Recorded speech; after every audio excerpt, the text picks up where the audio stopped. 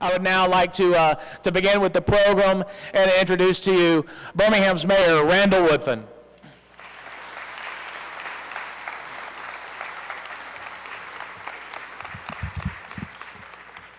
And in a minute, I am going to be introducing your representative, Councilor John Hilliard. Good evening, everyone. Good evening.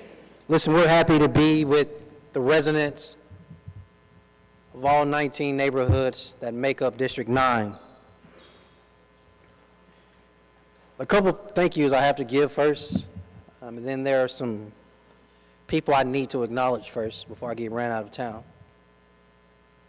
One is, I want to thank again Principal Burrell and the Assistant Principal, Ms. Ladd, for allowing us to be in your facility. This is a great high school campus. So thank you all so much for your leadership. I also want to start by acknowledging, I have a couple city council representatives here. Stephen Hoyt, I saw him somewhere. He may be hiding.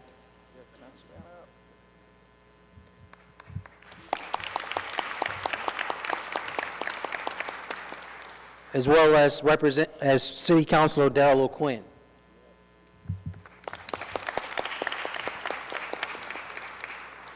I'm going to ask that you all hold your applause until I'm going to call this next group as a collective group, because they all represent us. Have them all remain standing, and then let's acknowledge them, starting with Representative Rod Scott, Representative Mary Moore, Representative Alan Treadaway, as well as State Senator Linda Coleman. If you all could, let's thank our state representatives and our state senator for being present.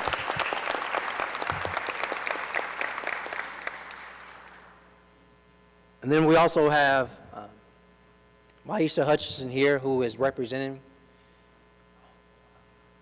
our U.S. Congresswoman over here.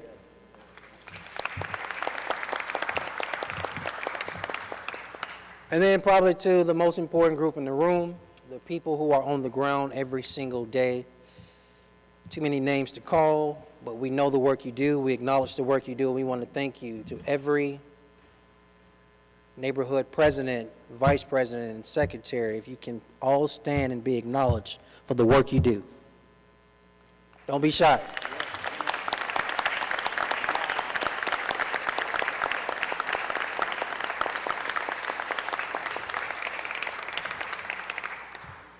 So we're happy to be here with you all in District 9, excited about this opportunity to share with you all some updates and plans and things we're doing in your district. But we also recognize this is an opportunity for you all to share with us from some of your questions and comments and concerns on the cards you all have, and I imagine we'll be picking up some more of those as this program goes by. As much as you all love your neighborhood and are committed to its growth and development and revitalization, we want you all to know that the administration is as well.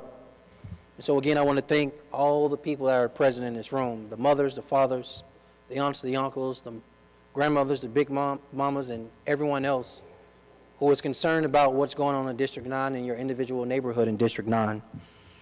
It's your commitment that is going to really make the difference in what we can do in the city of Birmingham. And with that, I turn the second half of this greeting over to your counselor. Let's give a big hand for our mayor. Wow, wow, wow. Just look at District 9. You are the most awesome 19 group of neighborhood leaders and participants and volunteers. I love District 9. You are one of the greatest communities in the city of Birmingham. You work extremely hard. I appreciate all that you do. You keep me on my toes every single day, and I enjoy it. I love it, and thank you so much for coming out to what's going to be beginning of a great event. Thank you so much.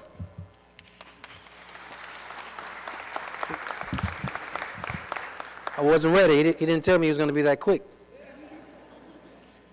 There are a couple other people that I need to acknowledge, and these are the student leaders, Ms. Burrell, who've put in work since we've been here, and are some of your student leaders and ambassadors who play a pivotal role in the guiding of this school every single day as students.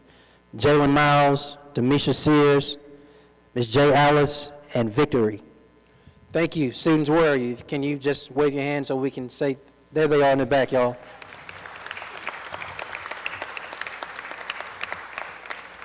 And so let me give you all a little bit of the format. It is our goal to hear more of your questions and concerns that we can address, more so than we get up here and talk and present. But at a minimum, it's important that we give you all some updates on what's happening in District 9. And by the way, if anybody sees your school board representative, Sandra Brown, please tell her I'm looking for her. We want to start with 1 Pratt Park. It has come to our attention that residents in the Pratt City area are highly concerned. And some may be leaning towards whether it's anger or frustration that this project has not gotten underway the way you want it to. And it's important, before I talk about the timeline and next steps, I give this audience, at a minimum, a little of the history and background of what's happened. We all know the storm that took place April 2011 that came through our city and destroyed many homes in the Pratt City area. One of those homes was my dad and my stepmother's home off Lamplighter Circle. And so I'm very familiar and aware of what's happening in this area. But I'm also proud of the growth that this area has had over 7 years. But there's something that's still lingering out there, and that is 1 Pratt Park.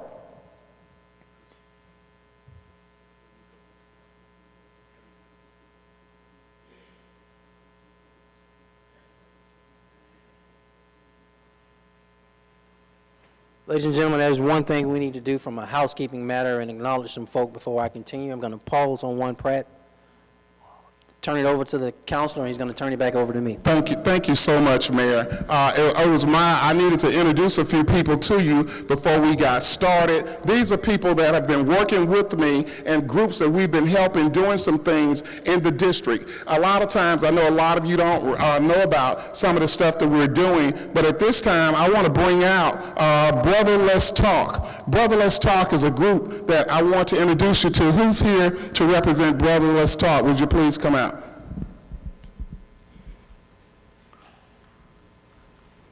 Okay, very good. Yavis Witherspoon. And she's going to take just 1 minute and talk about some of the things that we're doing in District 9.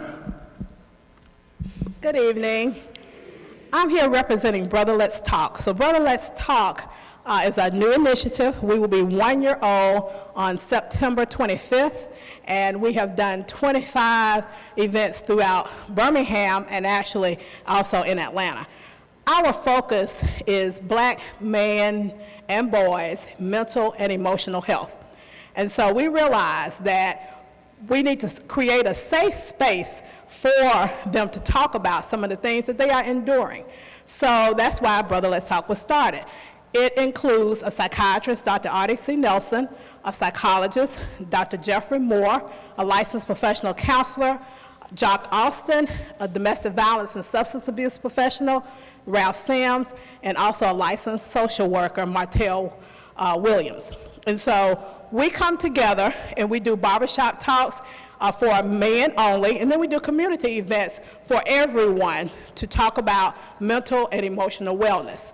In District 9, on September 30th, we will be hosting a barbershop talk at D&J Barbershop, which is a Sunday, September 30th. So all the men come out, bring your teenage boys, and at 3 o'clock, there will be food, and it'll be a safe space for you to just sit down and talk amongst other men, possibly get a haircut. And so we're working with Councilman Hilliard to do some other things in District 9. We're going to do some things at the rec center that will be community-oriented, and then we'll have other male-only events. We have to deal with our own mental and emotional health in order for us to thrive. So that is why we started Brother Let's Talk. Thank you. Wow, thank you, Yavis. You know, mental health is a big issue in our community, and we must do everything we can to expose our young people and our young men so we can get them help. We have another program that has been working, we've been working with some of our young people, Build Up Inslee.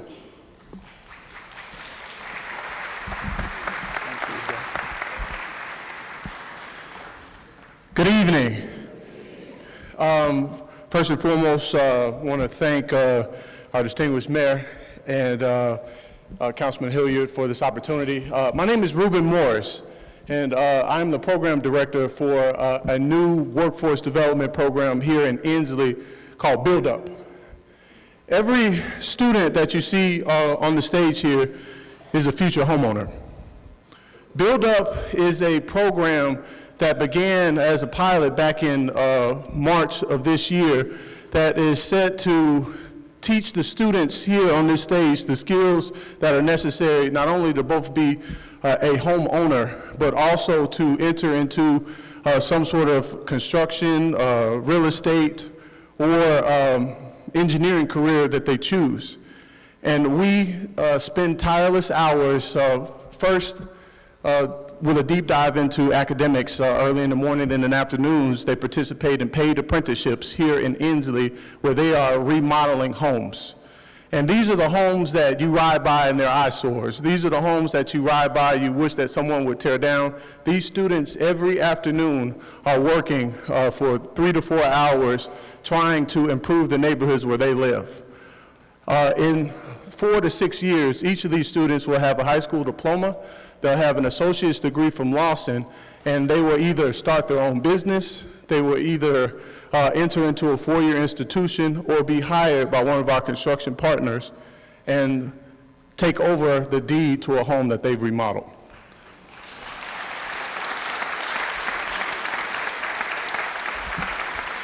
Now, I do want to say, you see most, well, thank you. Some of our young ladies have joined us. We do have young ladies that are in our program, and our construction partners want to diversify their workforce. They want students of color, they want young women, and I can tell you that some of our young women can work a table saw much better than our young men. So first off, I just want to thank Councilman Hilliard for all his support for this program. We've been blessed to be a part of the new budget that rolled out, as well as the Department of Parks and Recs for allowing us to utilize McAlpine for the time being, and all of the parents. If you're a Build Up parent, please stand up.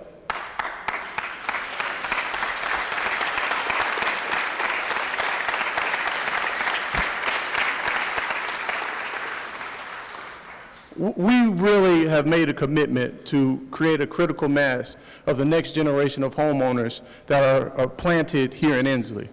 People that want to be the change that they would like to see, and students that care about their community and want to be leaders here in Birmingham. Thank you. Wow, give it up for future homeowners. Fantastic, fantastic. Thank you so much, Build Up Inslee. Newman Galleries, we want them to come out now. Someone from, all right, fantastic. You got center stage? Good evening. My name is Jarrell Jones. I'm Executive Director of Newman Gallery Incorporated. I am a District 9 native, Inslee, Pratt City. That's where I was born. Well, everybody was born in Lord Nolan at that time, right? But, you know, that's where my family came. So a year ago, I bought a house in Inslee Highlands. And the reason that I did that was that I was a former violence reduction specialist here, and I knew that we had a problem. Now, Newman Gallery was founded in 2016, and our mission statement is reducing violence, recidivism, and family dysfunction while building community. I bought my home in the neighborhood that had the highest rate of homicides because I wanted the people of Inslee to know that I am completely invested in our restoration. What we try to do is empower people to know what resources we have to do what we can, because sometimes we know that government can move a little bit slow in getting to us. Not that that's a criticism, that's just the truth. But we can do some things. So we created Putting the Neighbor Back in Neighborhood, which is a movement that's designed to educate us on what we can do to restore ourselves, what resources we can put together. How do we create consortiums? How do we put our minds and our power and our resources together to do what we can to make our lives better? So we put on 2 events, and we'll have another one November 1st. We want to have it right over here in Knock Pine. I'm hoping that that's what we'll be able to do, and we'll recruit students out of Jackson-Olean if I get an opportunity to speak with them. I think I'm going to get an opportunity real soon to do that. But I want you to keep your mind open to what Numa Gallery is trying to do. It's about empowering the people of Inslee to do what we can. One of the things that we try to address is that we are not helpless and we are not hopeless. We are Inslee. Thank you. Wow, thank you so much. Putting the neighbor back in neighborhood. They had an awesome event, and we want to continue it. The Sister City Commission, we have anyone here from the Sister City Commission to talk about our kids that we sent to Africa? Yes, and one of them was a Jackson-Olean student, too. Well, you took my speech. Good evening, everyone. I'm Bettina Bird-Giles. I am a resident of District 9. I have been following this man since I was in high school, and I appreciate that you took the gauntlet to come to represent our organization. So I'm the CEO of the Bethesda Life Center, which is the old Sears automotive building. For those of you who have lived in Inslee a long time, we're diagonally across from Cotton's. With Inslee Alive was co-founded by 3 individuals, 2 from Inslee, 1 from Jackson-Olean High School, and then 2 of us who work in Inslee. And so Councilman Hilliard has worked with us to continue to demonstrate to the world that Inslee is a wonderful place. And when I say the world, and I will connect my other role, which is president of Birmingham Sister Cities, we bring international visitors to Inslee from our sister cities abroad. So my purpose is to talk about the Ghana trip that Councilman Hilliard funded. He funded 2 students, 1 from Jackson-Olean, to go to Ghana, because we live in a global society, and we believe that at the high school level, it is extremely important for students to learn about other countries. And he was also vigorous and very supportive of making sure that Sister Cities continued. We just won Best City in the world. We just picked up an award as the best Sister City program in the world. And so we appreciate your work with us, and we look forward to continuing to work with you. Thank you. Wow, you should have seen the looks on those young people's face when they got back from Africa. It was enough to really overwhelm you. We have the Joseph House. We have a representative from the Joseph House. Wow, thank you. Yes, awesome group. Good afternoon. I'm Yolanda Clark. I'm the program director for Joseph House Incorporated, so I'm standing in the absence of my husband, Joseph Clark, who's the executive director for Joseph House. Thank you, Councilor Hilliard and the Mayor Woodfin, for allowing us to be a part of the city and the budget, and so we can expand our services. I'm an alum of Jackson-Olean High School, so I am grateful and I'm always thankful to have to come back home in order to provide our services. So this is one of the schools that we provide mentoring services through our INSPIRE program. And INSPIRE is an acronym for Increasing Necessary Skills to Provide Individuals with Resources for Empowerment. So we do that through a lot of different activities. One of them we mentor weekly here at Jackson-Olean High School. This is our 3rd year coming here, and there are 3 other schools in which we mentor through a 30-week program. We also do college tours, career exploration. We have professionals to come before them to talk to them about their career path and why they chose what they chose. We also take them on college tours, so we feel that if they get an opportunity to see or to be on a college campus, sometimes that can inspire children to go on to be, to get that college career if that's the road that they choose to go on.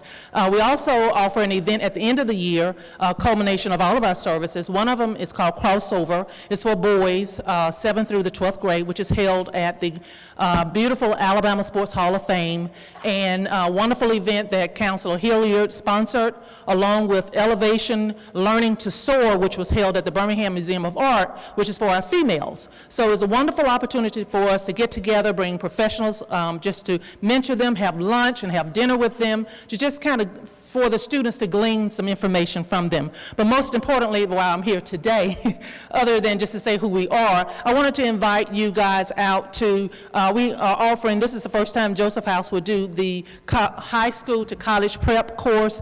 This is not your normal college fair. They will have breakout sessions from talking about social media, how your credit can impact your job opportunities, how staying on track with education, social media. We also will have a breakout session for them to actually speak with different professionals in different careers, from healthcare, IT and STEM, and also from the law and government. So they get a chance to speak with those professionals in those areas and kind of see what made them choose the career that they chose. And then lastly, they will also get to opportunity to talk with over 30 colleges and universities across the Southeast, from Clemson University, Meharry, Tennessee State, of course, all of our universities that are here, Alabama, Auburn, Miles, UAB, I'm an alum of UAB, go Blazers. Also, they will have Fisk University, Georgia Tech, Georgia State, so a bunch of different universities that will be there. We had a $100 voucher which expired on August the 29th for the first 200 registrants to register their children. Of course, that voucher will go toward them being able to do their college applications. So I still have 10 available that I promised Councilor Hilliard that I would do. So if you are interested, if your child is interested in that, make sure they talk with us. That's my daughter over there in the corner, Candace Clark. See her. She will be able to get you that information, okay? Thank you so much, and we look forward to working with you guys. Wow, thank you so much. You know, I really want to thank, I wish I could tell you that I did all this myself, but I didn't. My staff really helped. Tevin Jones, Alexi Patterson, which is behind the screen. I think Tevin is behind there. David Russell Jr. in the very back there, who I want to do a count, so make sure you count the people here. And I also want to recognize one other person out of here, they name called, but is Danny Carr in the house. I want Danny Carr to stand, a Jackson Olin alumni. Hey, this is a great guy right here. I wanted to make sure we recognize Danny, and he always comes with the team, so on his team to raise their hand over there. Awesome, we are back on track, and Mayor, it's in your hands. Thank you, Councilor. We left off talking about One Pratt Park, and I know, just by a show of hands, who has an interest in One Pratt Park? It's a high number. I also want you all to know that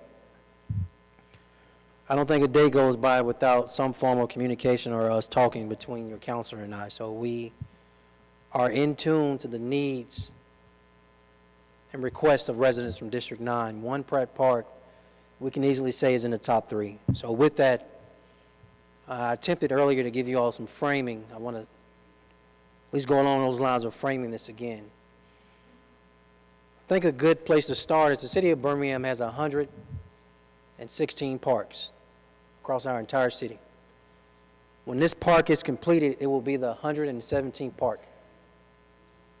The difference between this park and the other 116 is that 100% of the monies related to building this park is federally funded based on the federal funds the city received back in 2011 and 2012 in 2 phases. But many of you all want to know why haven't we had any form of dirt moving or shoveling moving? And that is a very fair question that I can't necessarily dive too much in the past, but we have attempted to take a stab at the funding piece of this. Everyone in this room should know that instead of all of the money being spent towards 100% of the build out of the park, over $1 million of that dollars was allocated towards consulting fees to discuss the build out of that park. Somebody just said that doesn't make sense. You didn't hear me say it, but I'm not disagreeing with her. With that said, with the remaining monies, many of you all are saying, we wanted this in the park, we wanted that in the park, we wanted this in the park. The problem with that is the money kept being chipped away. And you heard me say earlier, only 100% of this funding is federal funding, not city. With that, with the remaining monies, we've gone back out to start this process up because none of you all care about the past. You just want the park up. The beauty of that is we agree. With that said, we've updated the neighborhood groups back this past Thursday, August 30th. We plan to go before the Budget and Finance Committee agenda next Monday, September 10th. We plan to put this part on the City Council agenda Tuesday, September 18th, and the anticipated start date with shovel in the ground, with you all being present, is to start in December of 2018. That is the one part timeline, and we wanted to make sure we share that with the people in this room. Moving on, we want to talk about the Inslee Framework Plan. There was a meeting 2 days ago, and as we understand it in our role, there's still some communication that needs to be done based on some unreadiness from the residents who make up the Inslee community. We not only understand that, but we respect that. It's actually the next slide, if you don't mind. And then we'll come back to that one. Here's the idea and goal of the framework plan, though, for those who have not been involved. The goal is to improve the quality of life of the residents of Inslee. That's the number one priority of this comprehensive framework plan. Number two is we want to provide more opportunities for business owners within the Inslee footprint. And if you are a small business owner in the Inslee community, can you please raise your hand? Danny, I know you are, sir. I see 2, I see 3, 4, 5, 6, 7, 8, 9, 10, 11, a minimum of 13, 14 small business owners who have a business in this area. So we are keenly aware of some of the needs you have. And this framework plan puts us in a position from a strategic standpoint to invest in the growth of the small businesses in this area. The third thing we want to talk about is the sustainability of the Village Creek watershed. We all know that a portion of this area is in the floodplain, and so we're keenly aware of that. And how do we make sure the residents in this area's properties and life and limb are protected? And so that's part of the conversation. And then the last part of this Inslee Comprehensive Framework Plan is the redevelopment of neighborhoods. As I found when I inherited this position, and I'm honored to serve you all, for the framework plans that have been in discussion for quite some time now, Inslee community is not the only community where there's unreadiness. So we as a city have to be over-aggressive in how we communicate and receiving input and buy-in from you. And whatever channel you like to receive information, whether it's print news, or it's AO.com, or it's a robocall, or whatever it is, your input is extremely valuable in this process. So I want to thank you all for being patient with us. Last thing I want to talk about is the Inslee revitalization effort, particularly related to the small business district that's in walking distance here. I got to be honest with the people in this room. The city of Birmingham owns and is responsible for a lot of what we call surplus property, property that's not in use, property that we own that just has sat there for years. That honesty moment comes in what I'm about to say. Over the years, I would say 20 plus, maybe 30, the city of Birmingham has participated in being slum landlords. Our surplus properties have sat vacant. Some of them have become dilapidated and overgrown. Windows are broken out. And over the years, the city hasn't done its part in doing what it's supposed to do to be a friendly neighbor, participating in the growth. So from time to time, someone calls the city out on its bad behavior. And that bad behavior wasn't isolated to the McCormick building. Many of you all who are very familiar with this area know that there is an empty lot in front of the Cotton building. Anybody know what I'm talking about? That empty lot was once a commercial building that was also owned by the city of Birmingham. But the city didn't do its part. You should know because we didn't do our part, the city didn't voluntarily tear down that building. A judge forced the city to tear down that building. Now we are under a court order to engage the McCormick building. And it got to a certain point where the judge's order was originally to tear that building down.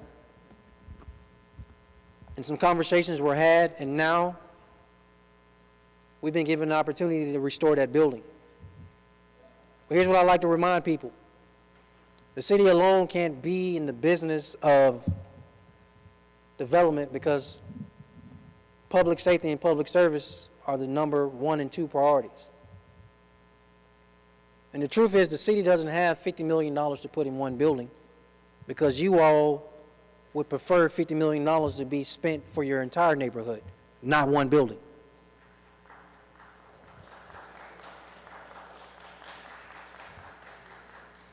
With that being said, we still acknowledge what we are responsible for. The beauty of that responsibility is we don't need a judge to tell us what to do, because we've already shared with each of you all, not just when I was running, but being the mayor almost 10 months now, neighborhood revitalization is still the number 1 priority. With that priority, there are 26 small commercial corridors across the city. Many of them are in District 9, downtown Pratt, downtown Wylam, downtown Inslee, downtown North Birmingham.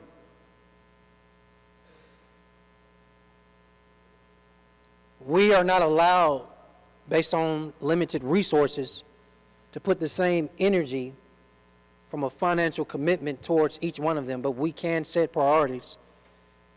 And I hope you all are excited that we have made downtown Inslee one of the top priorities to invest in the commercial corridor district. But that's going to take partnerships. That's going to take engaging people and developers who have ideas and who are better at this than the city is in bringing vitality back to our area. We don't have to compare one business district to another. The things we've seen in Avondale, the things we've seen on the south side, the things we've seen on the Lakeview, y'all got to know those folk did that without the help of the city. They did what they wanted to do, and then they asked for permission. And they did it with their own resources. And so here we are now. This is not just about the McCormick building, but this is about that entire business district where we have to make investments.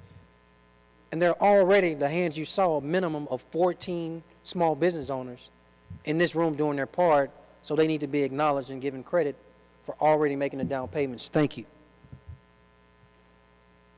And so that leaves us with this building.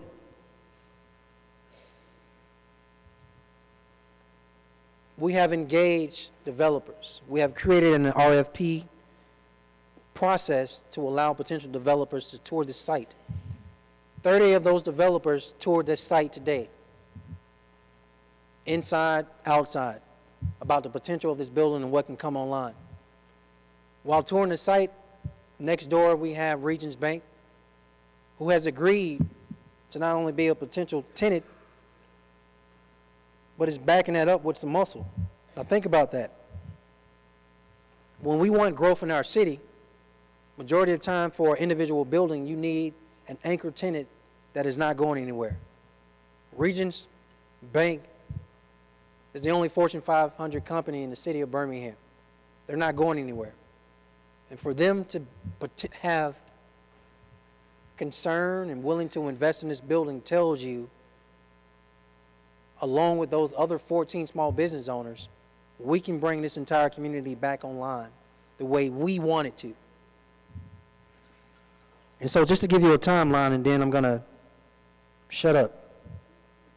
August 16th, we put in the request for developers for proposals. We look to get them back. September 6th through the 30th, there will be a continuation of site visits like we had today. October 1 will be the deadline for potential developers to return in to us what they would like to see in this building. And November 15th, we will select the proposal that we believe works best, that fits the character of Inslee. We hear you, North Birmingham. We hear you, Pratt City. We hear you, Wylam, and we hear you, the 13, 14 plus other neighborhoods that make up District 9. Blight, $2 million additional dollars in the budget to remove blight across this city.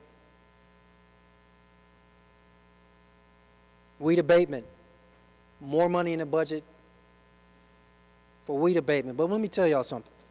We don't want to be in the business of cutting grass forever. That's not the city's job.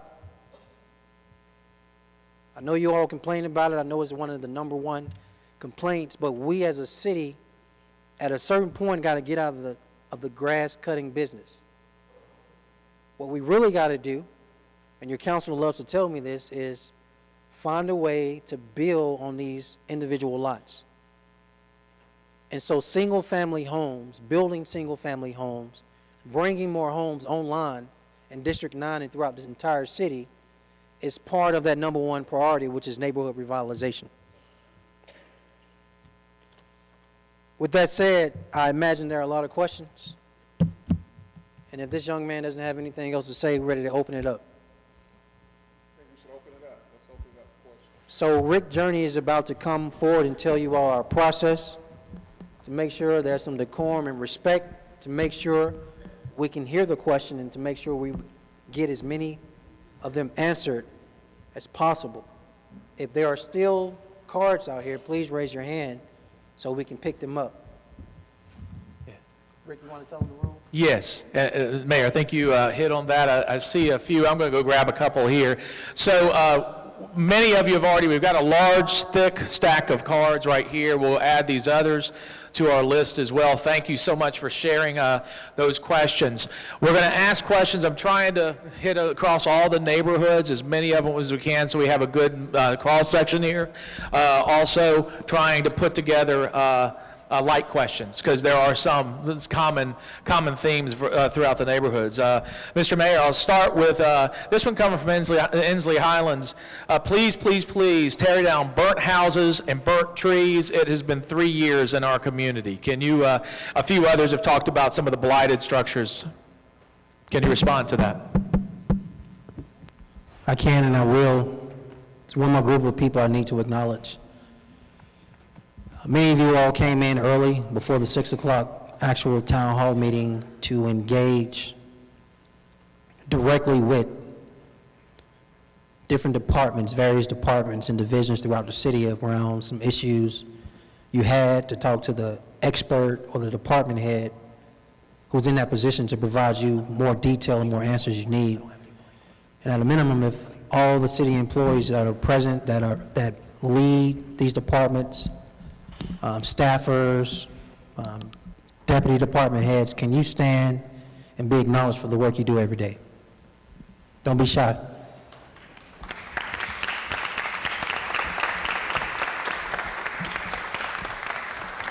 Thank you all.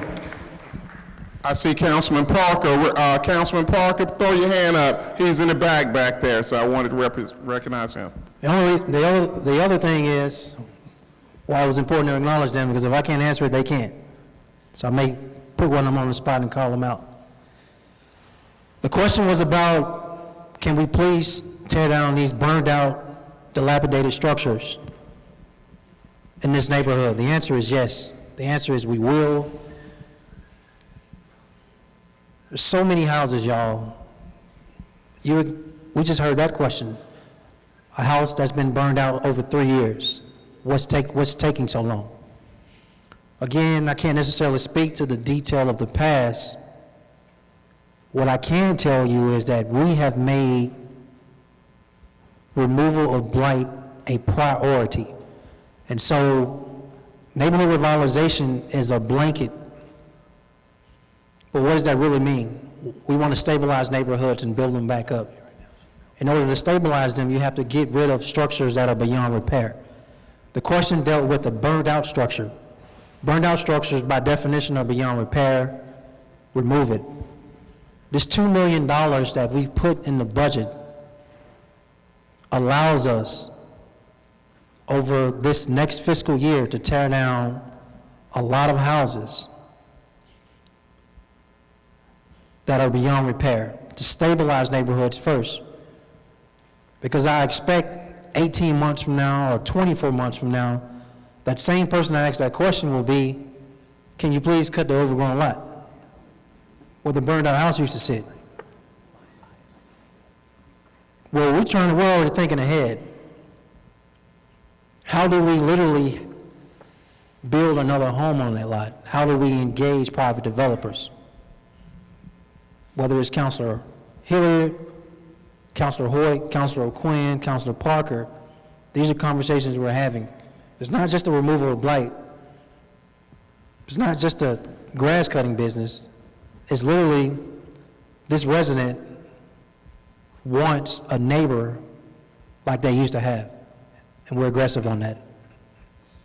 Rick, unless you want to add something, Councilor. No, I think you said exactly what needs to be said. Yes, sir. This one comes from Enon Ridge.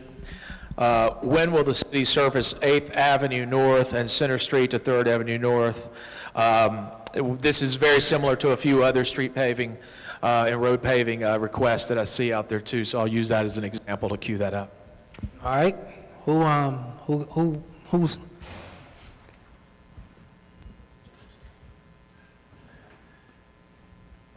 James, I think I'm coming to you. No, I got him.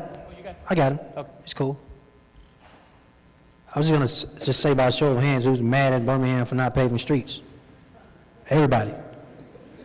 Y'all not gonna put your hands up. Everybody is. So let me say this, District 9.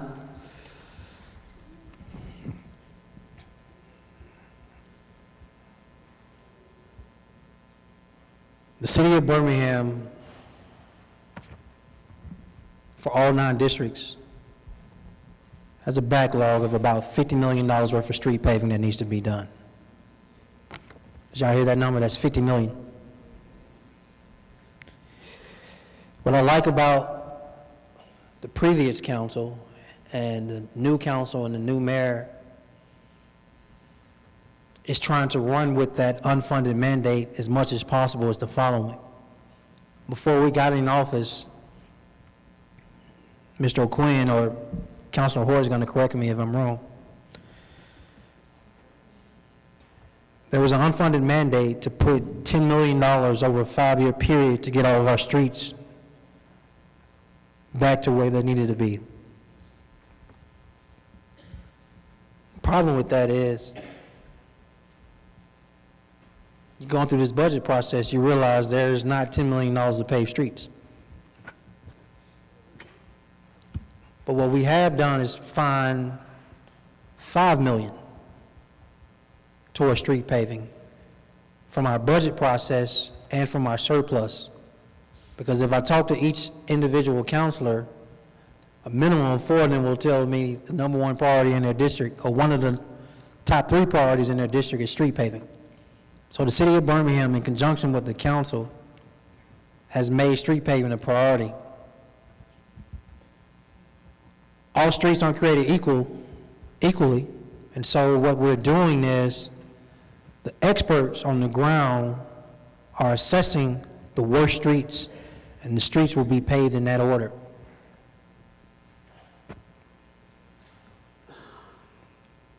Ideally, the goal is to increase from in the budget towards more money for more street paving. So you should know back in July 1, we only started with 2.8. And then in the surplus, we're now putting in a total of about 4 million additional, with 2.2 more of it going towards street paving, but we're also addressing potholes, and we're also addressing sidewalks. That combined is going to allow us to see a difference than what we've seen just in the past previous year. So I hope I answered that question. Rick? Yes, sir. We've got a few questions here that I'm just going to kind of put together dealing with crime. One coming from South Pratt. There have been several shootings in recent days. Is there something you can do to update us on this? The other one, as an elected official of the city of Birmingham, what do you think is the effective way to deal with gun violence? And a third one, which I think goes to something you discussed yesterday, is what can we do for our young people when it comes to crime? I think this is something we probably want to answer.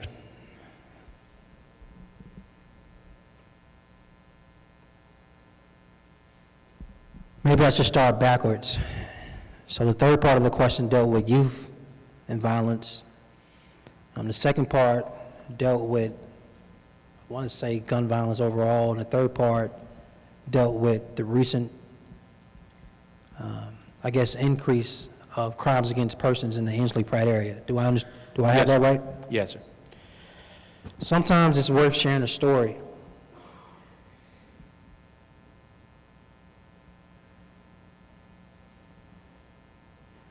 William, 16 years of age, was in his own house this past Saturday morning at about 12:30. He was killed.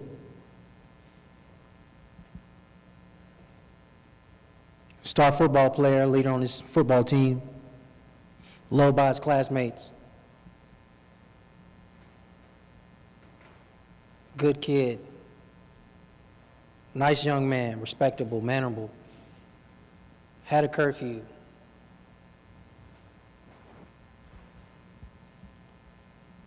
His teammates, y'all, are literally hurting. His football teammates are upset. They're angry.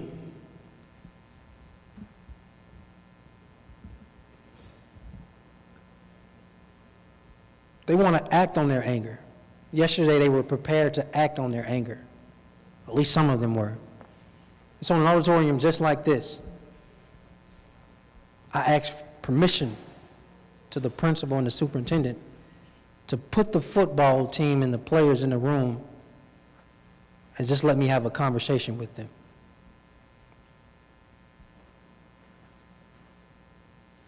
They expressed and shared that they were angry. I asked them why. Literally, y'all, one by one. They took my brother. I'm mad because they took my friend. The answers were on repeat. They took my brother, they took my friend, they took my friend, they took my brother. They got a football game tonight that I can tell you they were not focused on.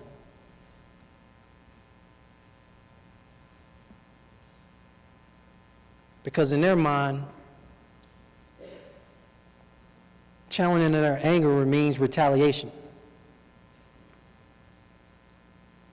And the spike and the increase we've seen in crime in our city, particularly violent crime, whether it's young people or older people, there's a rub somewhere in retaliation, street justice. It's not really working for our city or our young people. And so I told them, you're not afforded, have the opportunity or the luxury to retaliate. And then I told them why. William has 2 young sisters. And so I asked them how many young brothers or young sisters they have. They all raised their hand. Every single one of them got a younger brother or younger sister. And I expressed to them the look on their faces, his 2 sisters' faces, and William's mother's face, that they can't afford, because they're angry, for their mother to lose a child. You're going to have to channel that anger. You're going to have to learn forgiveness.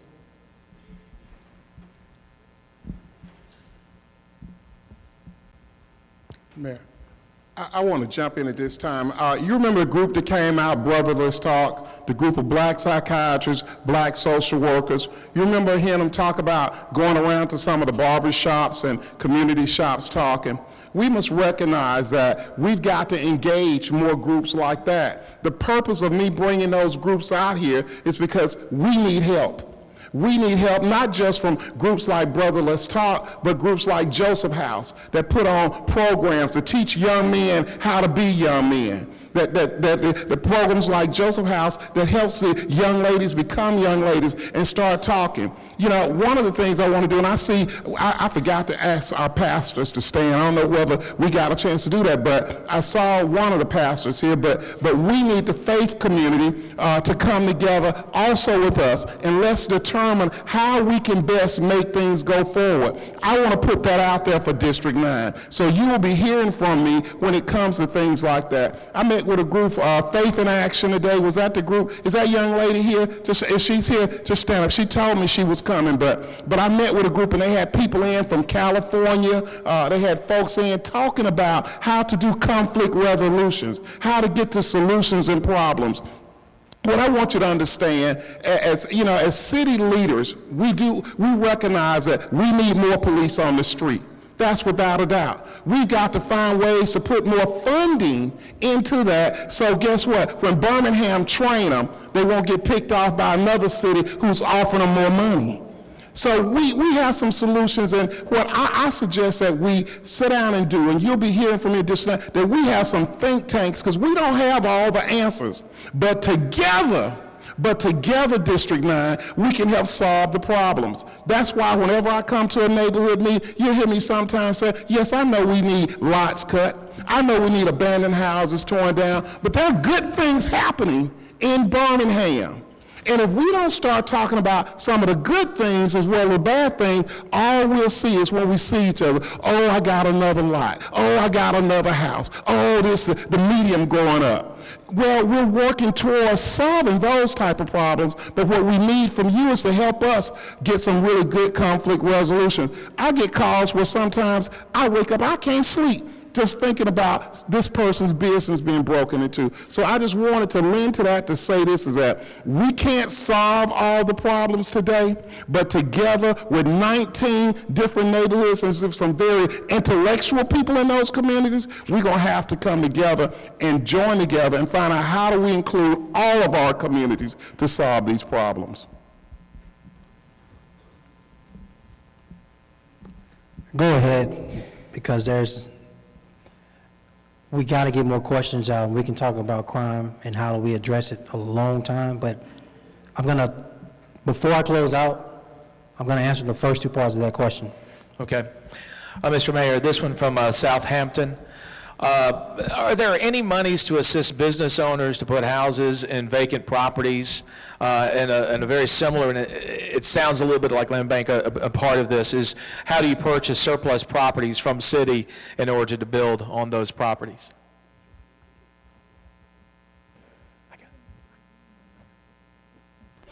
You want to take two? Good evening. Nigel Roberts, Director of Community Development. Yeah, we're doing some great things right now. The first thing we're doing is working out our nonprofits. I think Beat's in the room. We're currently in the process of getting Beat 9 properties from the Land Bank that he will be developing houses on. I think they're in about 95% right now of finishing their first house. If you heard about things we're doing in Woodlawn, we're about ready to get Woodlawn 40 houses, another 30 houses in Titusville. So we are aggressively working with our nonprofits to make sure that we're doing and being prepared to develop houses, single-family houses in our neighborhoods. The Land Bank is one of the most critical pieces to what we're going to be doing with revitalization. It's given us an opportunity to go into our neighborhoods like Ensley, Enum Ridge, and identify properties in mass that we can kind of put together and provide to either private developers or our nonprofits, so we can start doing mass, what I call mass and block by block redevelopment, so you can start feeling the effects instead of us just doing a house over here and a house on the other side of town. So we are aggressive. We're using our entitlement dollars, our home, what we call home investment partnership dollars. We get about $1 million a year from the U.S. Department of Housing and Urban Development, and we're ceding this money to our nonprofits to help them do this development. Good evening. My name is Josh Carpenter. I'm Director of Department for Innovation and Economic Opportunity. So I'm excited. On two days ago, we hired a new Deputy Director of Business Diversity and Opportunity. Her job is to wake up every single day and think about how we can help small businesses, particularly women and minority-owned businesses, grow and sustain that growth here in Birmingham. The mayor campaigned on a vision for Birmingham to be a destination for women and minorities to start and launch businesses. In fact, we know that small businesses account for well over half of job growth in our city. But it's not just the job growth. It's the vitality they add to our communities. They're the prides of our neighborhoods, and they are the places where we convene. And we understand that. The 14 small business owners that raised your hand, please hear a sincere and thoughtful thank you. We are so grateful for what you're doing. We are here to support you. For the first time, we are actually creating a small business incentive fund. Some details of that are still being worked out, but it's an exciting opportunity for us. We'll definitely make sure that people know about it, and that Councilor Hilliard knows about it as well as chair of the Economic Development Committee and a vital member of our team. All right, thank you, gentlemen. Our next question, Mr. Mayor, is Smithfield Estates. Question about code enforcement. Cars that are inoperable, parked on streets, that don't get out of the area after days. And, well, that's the main question. It's two parts of it, but cars parked on front grass and cars parked for multiple days in streets, and they're inoperable. So I want to give you all some numbers, and then I'm going to drill down on Smithfield Estates around code enforcement. Total cases that we have addressed just in the Inslee-Pratt area, which is only a portion of District 9, is 2,962. Total inspections over the last 2 years, since 2016, 5,924 inspections in 2 years in District 9. And that's only in the footprint of Inslee-Pratt, not counting other areas. Active cases as of 2018 are 1,395. Inspections as of 2018, 2,238. Compliances, only 121. Demolished, 62. Summoned to court, I have Judge Sparks here who deals with those type of cases every day, 123.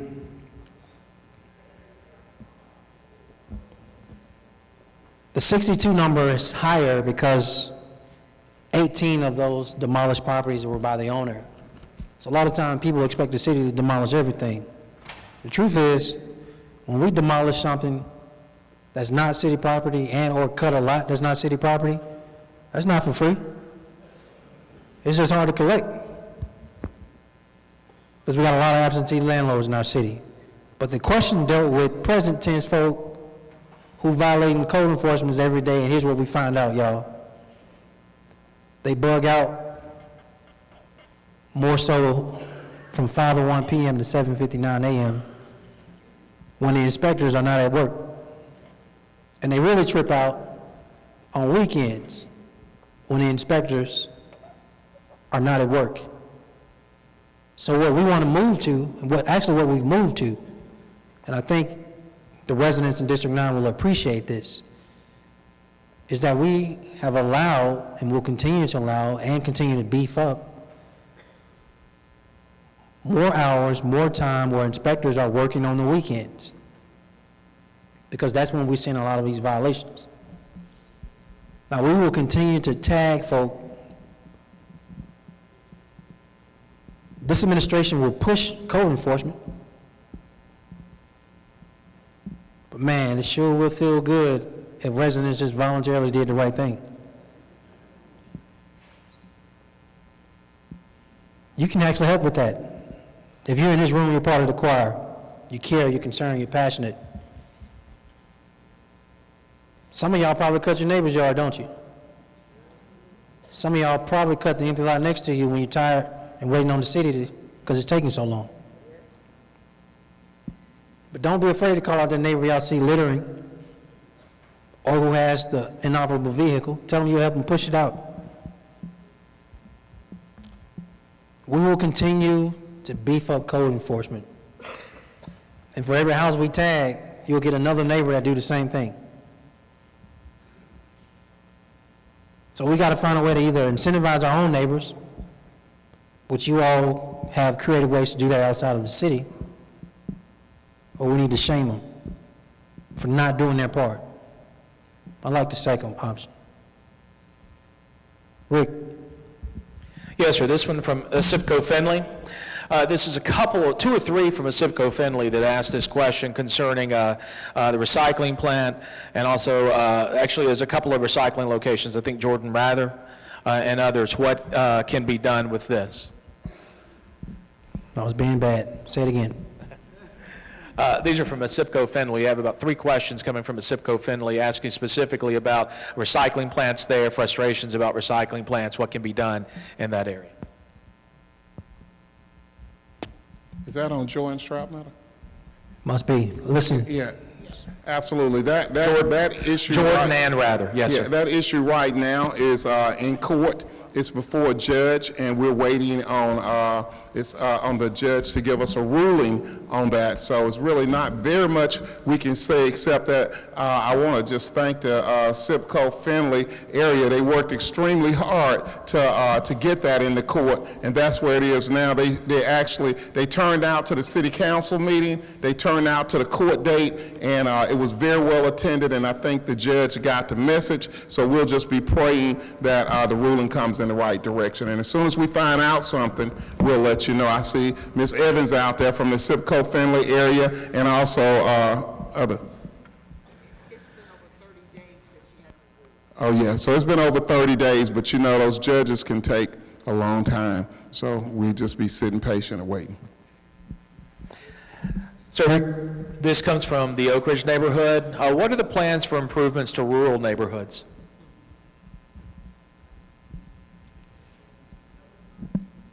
Rural neighborhoods. Is the same plan for all the other 98 or 90 plus? 99. If there's blight in the area, the objective is to remove the blight. If there's streets that have not received the attention they need to, or potholes that keep messing up your rim, or sidewalks that you want your children or grandchildren to play on, we're going to address them the same way we're going to address in other areas. I'm telling y'all, we haven't necessarily separated rural from urban within the city limits. What I can say is that over the years, at a certain point in the city of Birmingham, we participated in an annexation war. We won a lot. It wasn't just down 79, it wasn't just down 280, it wasn't just down Highway 75, it wasn't just Highway 78. Off the 20th Street exit, whether it was the Wallam area and so many other areas, we annexed as well. But the residents who have been annexed all these years want, need, require, and deserve the same attention everybody else gets, and that has not always happened in the past.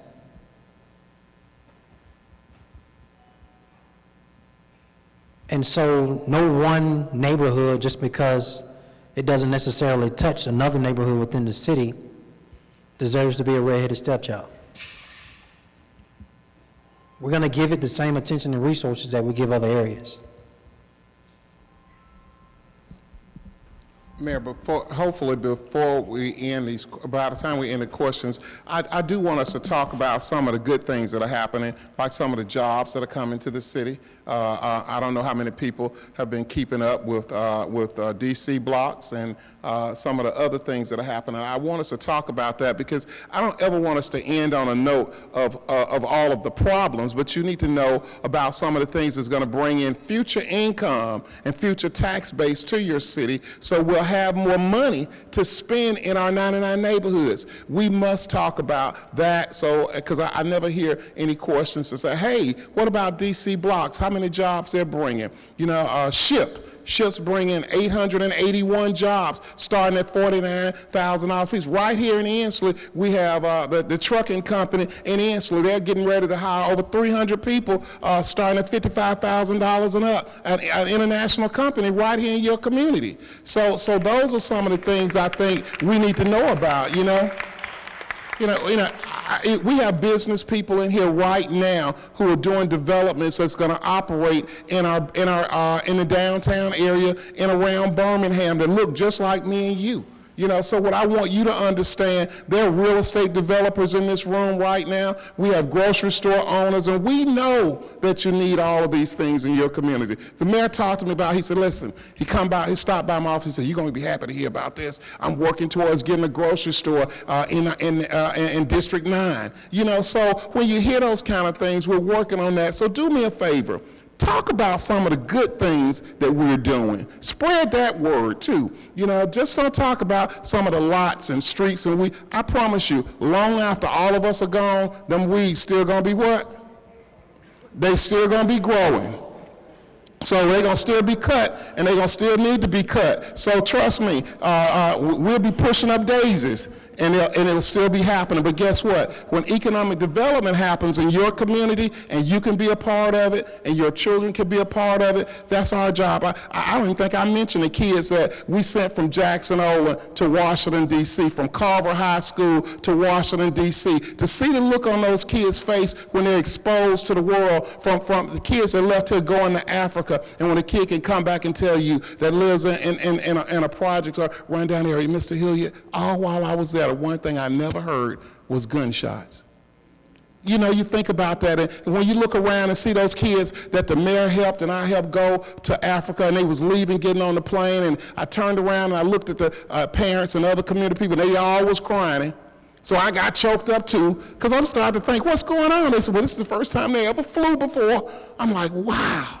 The first time they ever flew. So I want you to talk about those kind of things and make the mayor feel good that you know that I got elected in October. He came in November. How long been here? 8 months? That's a lot of work, you all, with DC blocks, with ships, with the new Alliance football team that's coming. We just got a new police chief that just came. You know what you got, you know, and I realize that if we don't tell the story, if we don't push it to you and you don't tell the story, so when people come to you and they start talking about all the bad things, I want you to stop and say, hey, did you know we finna get a new Alliance football team? Where's Councilman Parker? He left, but that's been his thing. We went all over trying to pull that team to come here so they can bring new jobs here.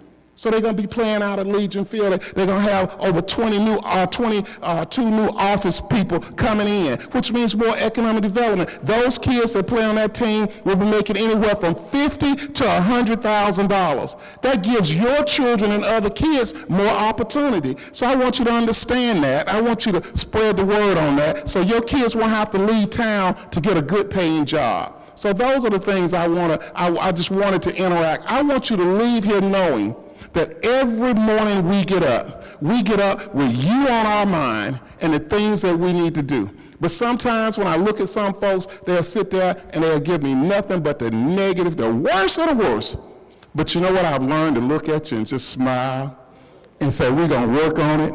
We're going to get it done. Yes, ma'am. No, ma'am. Yes, sir. No, sir. I'm going to make it. We're going to make it happen. So that's what I just wanted to bring that up, Mayor. And I also want to say, thank you for the work that you do. I know it's daunting, and even I get on them, so I want y'all to give them, because listen, you know, sometimes I don't know whether I got up and took all my blood pressure medicine that day, but whenever I get up, I come in on him really hard and tell him, hey, look, man, but his heart is right.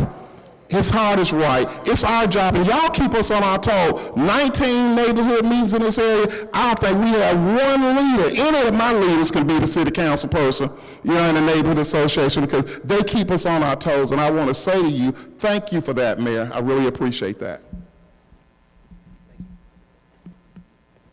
Thank you. Thank you. Rick? We've got a number of questions. I mean, we've got, just to let you know, we've got a big stack of question cards here, but a number of neighborhoods have asked the very similar question, various versions of it, but what can you update us on the grass cutting schedules and grass cutting and rights of way, vacant lots, all of those areas? Watch this. How many people had a question about grass cutting? All right. So I'm about to put all y'all questions in one answer.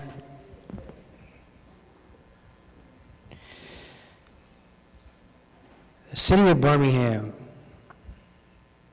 one of the things I wanted to do is adopt some core values as it relates to me, my administration, the departments, all the city employees. 5 core values: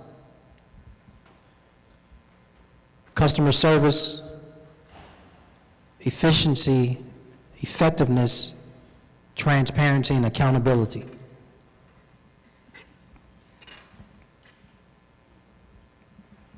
You think about grass cutting, it's going to hit on a couple of those. Being efficient in how we provide a service, and based on y'all interaction with 301 customer service. Now, there's a dotted line to you all calling us, and then how we to respond to that call. A large volume of the calls deal with overgrown lots. There is a process to cut an overgrown lot, because the majority of them that we are cutting are not owned by the city of Birmingham. It's private property. Within 1 year, it's possible, y'all, this number is no exaggeration. I'm actually lowballing the number. We're cutting a minimum of 17,000 lots. Come on, y'all. That's not sustainable. That's a bad model. And I would be angry too. Because by the time you cut the 2,053rd lot, the first 2,052 are already a little crazy. And you haven't even gotten halfway through. Now let me get to the solutions, because that's what y'all want. First thing I wanted to do around those core values is make sure I bring in leaders that are going to drive those core values down to every single employee responsible for the services we provide. So we're bringing on a new director of public works. He literally starts next week. Portion of his background is military, career service in the military. And I don't know about you, but I have a high appreciation for anyone that has made a career in the military, because they understand certain things, especially those core values. Holding employees accountable for what they're supposed to be doing, providing service in an efficient and an effective way, doing it in a transparent way, and making sure we're customer service friendly. That is what he will be tasked with, and it has a major part of how we engage these overgrown lots. Now, past tense, this is what we've dealt with. There has been no system of cutting grass and overgrown lots. There has been no tracking system of cutting grass and overgrown lots. We wait till an election year and we do some type of program.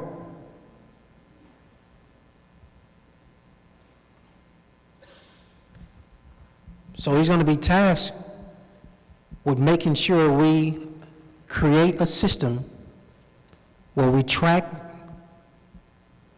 when the complaint comes in or the request comes in, the follow through and follow up of it, as well as we are even researching the price.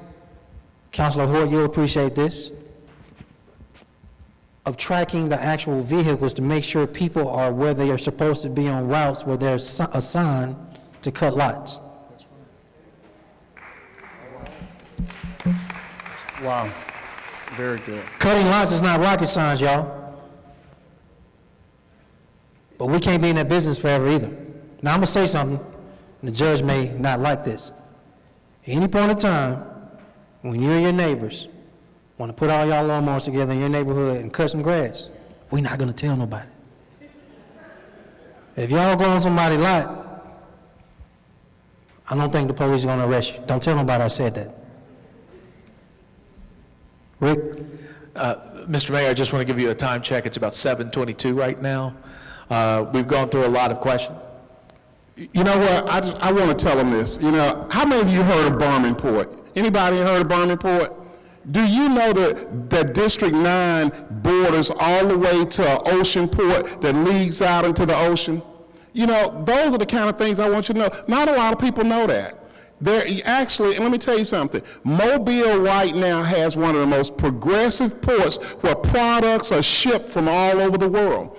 Birmingham has a port. It's in District 9, and we want to develop that port so we can dredge it. So let me tell you what can happen from Birmingham. Items can come from all over the world on ships. Mobile Port is overcrowded. They need another outlet. Well, what would that mean to District 9? Well, there's a railroad track that when they ship the products in off of the ship, come directly into the port. But guess what? The train tracks lead straight into downtown Inslee, which means once the products are shipped from all over the world, they now can come to Inslee and be shipped everywhere else over the world. What I want you to know that's called economic development. That could possibly create over the future years thousands of jobs. So we've got to find a way. I almost want to say, hey, man, man, I know you're going to say I'm crazy, but I almost want to say, don't cut no grass. Put that money into the port. I know that ain't possible, but I want to tell you that, because guess what? That port will develop you more opportunity than a grass line would ever get you. It'll create jobs, economic development, and ships going all over the world to create. I want your mindset to start thinking about the impossible things. Right on Finley Avenue, we just passed a bill out of City Council the other day dealing with, how many of you know where Kemp's, where they used to pull the cars, Kemp's right there off of Finley Avenue? How many of you know that cars come into that area from all over the world, which are being dispatched out to Honda, Mercedes-Benz? We are working on now making that a duty-free zone, which means is that the price of cars could come down. They can hire more people right there on Finley Avenue. That means that if it becomes a duty-free zone, then the federal government will bring in custom agents. Custom agents would have to inspect this stuff, and that would create economic development. So I want you to understand that when we are working, maybe when we're not out here, when we're working, I sometimes look at people and they just talking to me and they yelling at me about lots and streets and I'm just like, you know what? I'm thinking to myself, I just left the port meeting working on trying to develop the port. I just left Dr. Councilor Quinn's meeting talking about transportation that could possibly change the lives of the way you and I live. We're working on the future of what this could be like. So I want you to go with us and imagine about opportunities that can simply be mind-boggling. So I want to educate you more on Barmanport. I want you to understand what an ocean port would look like, what it would mean to your future and to your children's future, and the tax base where all of that money would be taxed like DC Blocks coming here. They're going to spend, $1.5 billion on that building? Those taxes will go to our school system and help us innovate that. So those are the kind of things I want you to talk about, and I want you to leave here on a positive note that there's things happening in our community that will benefit us down the road and benefit our kids' future. Ladies and gentlemen, the councilor and I want to be extremely respectful of your time. This is our 4th town hall meeting we've done in collaboration with the mayor and the council. We always say about 7:15, but what usually happens is we do around 7:30. But what also happens is we gladly stay after the meeting and engage residents. And so I want to close out with going back to this issue of crime, because I know it is on everyone's mind and heart. Chief Smith, if you and your team could stand. You all, this is our new Chief of Police, Patrick Smith.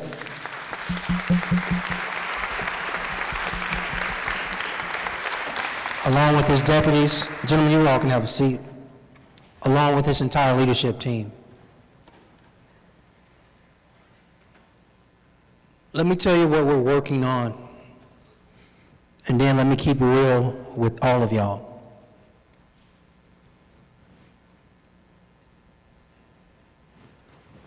we acknowledge there are not enough police officers. And so we've gotten aggressive with two things. One, we got to recruit more officers, and we're glad to say that the next recruiting class, Chief, correct me if I'm wrong, is double the last class. Double the last class. We'll continue to be aggressive in recruiting people who want to be police officers, and I need to break that down before I go to the second point. First 15 days of school, I went to at least 13 schools, engaging children, talking to them, listening to them. It's always interesting when I go to an elementary school, I talk to 3rd through 5th graders. It never fails. All the boys tell me they want to be one of two things. They want to be a police officer or a firefighter. If something happens by the age between 16 and 21, they no longer want to be police officers. I imagine some of it has to do with their interaction with police. But across the nation, the same problem exists in recruiting classes. They're smaller. At the exact same time, more officers are retiring. That's creating a gap where we don't have enough police officers on the street. So at a minimum, I wanted to educate my folk in District 9 of understanding that issue. And so part of that issue is attached to retirements increasing. Then the second thing we're being aggressive in is engaging the Jefferson County Personnel Board through legislation that was already created for us to bring back on more retired officers who already know our streets, our beats, and our neighborhoods, and our residents. We believe those two things combined allows us to put and have more police presence on the street, but there's a third thing on top of that. We are moving away from 8-hour shifts and moving towards 10-hour shifts where there's not a gap in the services we need to provide. Now here's the keeping it real part with y'all. With the type of crime we are seeing and the deep down personal relationships between the people it's happening to, it's not enough policing that can change some of that behavior, y'all.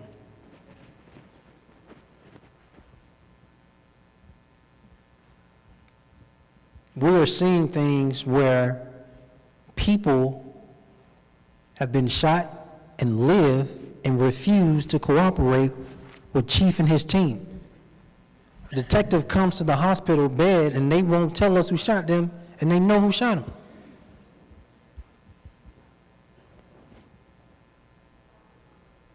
Here's how police solve crime.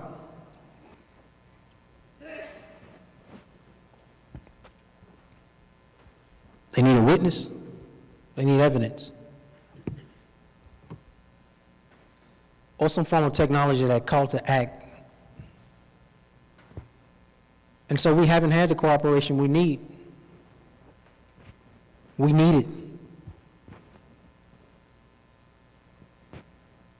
Majority of the people in this city are good, great people. It's a handful of folk that we can't be afraid of. But we need cooperation from people. But that leads me to the other piece, the technology. Let me tell you what we're doing. We're very close. It's two-part. One is ShotSpotter, one is cameras.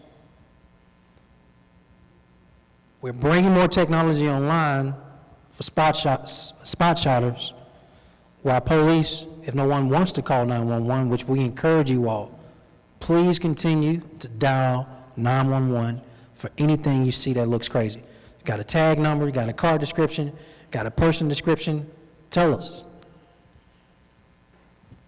ShotSpotter will allow us to respond and triangulate an area faster. And cameras, once they come online, at a minimum, if we can't prevent it, helps us to be able to solve if people are not willing to cooperate. And the type of cameras we're talking about don't have to be isolated to a certain areas. They can move to where hotspots where crime moves. Here's why I tell you that too. That is still not enough to change personal behavior and personal relationships.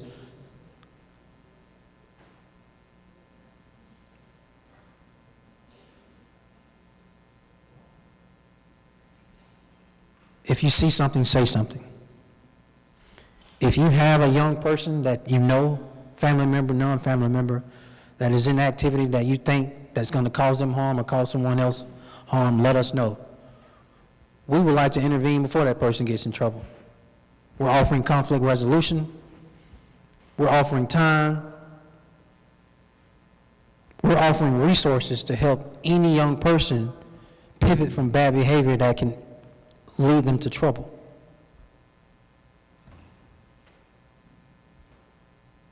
This is going to take a community collective effort to address crime in our city. If you see something, please say something.